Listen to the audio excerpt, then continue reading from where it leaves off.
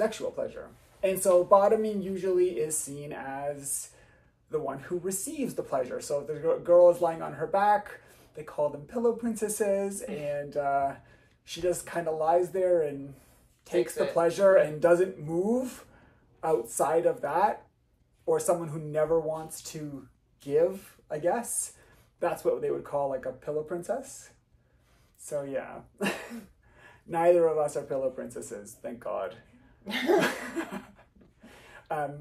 We're both, I would say that we're very switchy together. I think we started very top bottom. I was the top, she was the bottom. You had to clarify it. Anyways. Why did it start that way? Well, and so much of that was me trying to control the situation in a situation where I didn't feel so much control.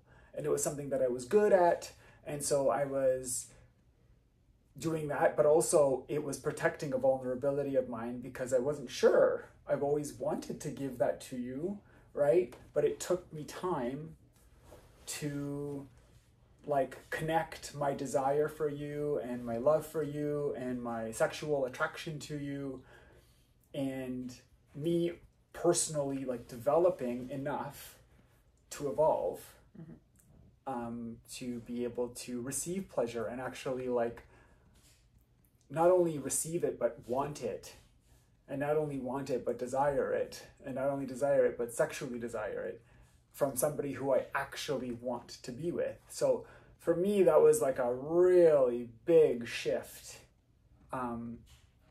sexually.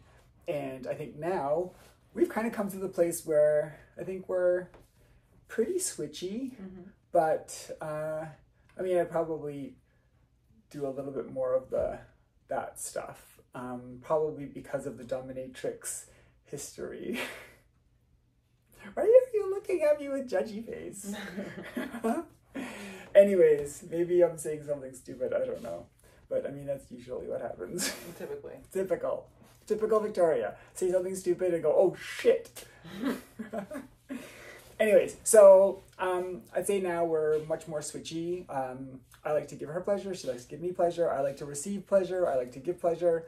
And so it makes for a so much more powerful sexual connection. One of the things that I was really been spending time thinking about in my old philosopher way is how it multiplies. I like giving her pleasure, that's 1. She likes giving me pleasure, that's 2. I like receiving, that's 3. She likes receiving, that's 4. I like receiving from her, that's 5. She likes receiving from me, that's 6. I like giving it to her, that's 7. She likes giving it to me, that's 8. And so all of these things kind of multiply one another. Receiving for me is empty without it coming from the person I want it to come from, right? So like it doesn't have, there's no receiving desire or giving desire. I don't have a desire to do either of those 2 things outside of you. You know, I only want to give it to you and I only want to receive it from you. And that's what they call monogamous relationships. Ta-da!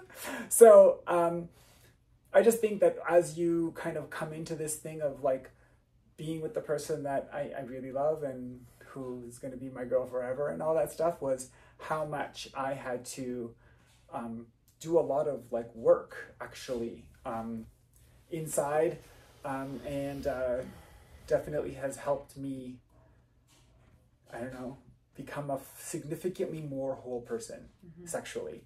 I would say before I was very, very good at 1/2 of the sexual equation, but it came with no desire. It came with no kind of want, right?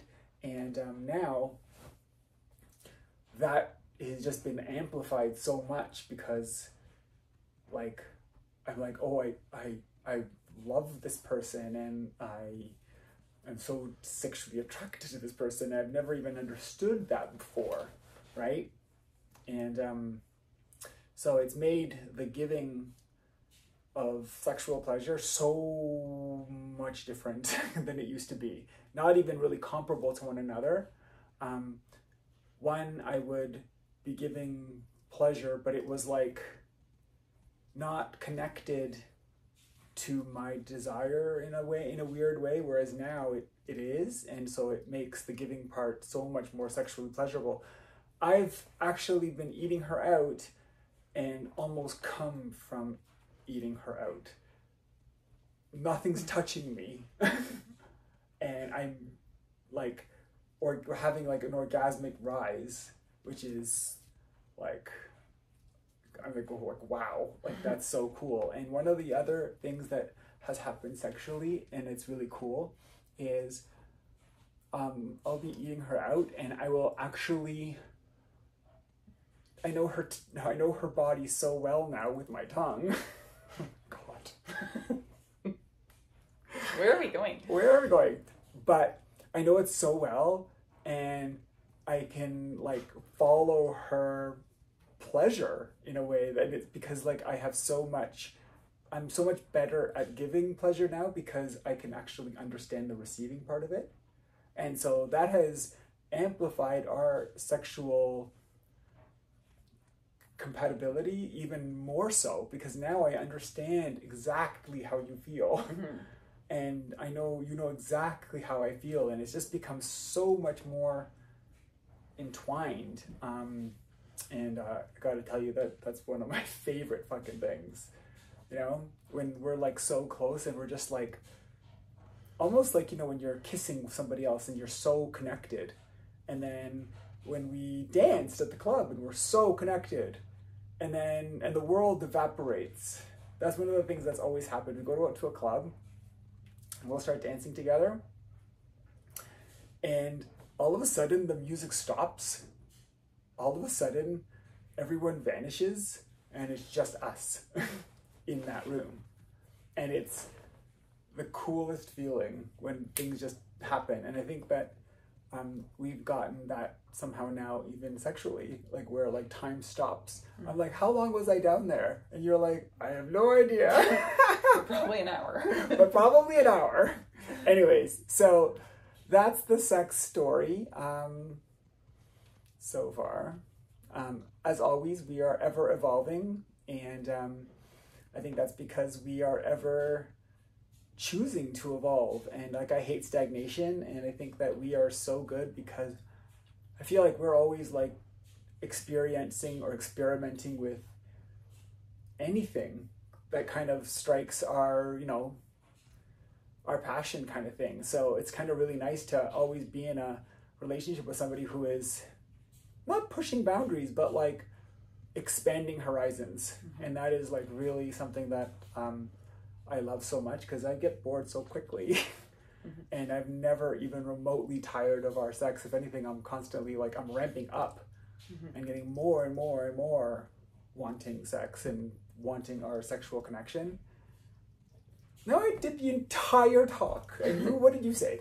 You said, Victoria, shut up. Victoria, time. Okay, it's time. Okay, anyways, do you want to say something, or are you happy? No, I think you covered it all. Okay, I covered everything. As usual, Victoria is the one who talks too much. Weird. And then later she'll be like, you never let me talk.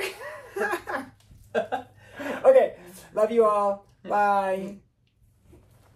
Oh, subscribe. Don't forget to subscribe.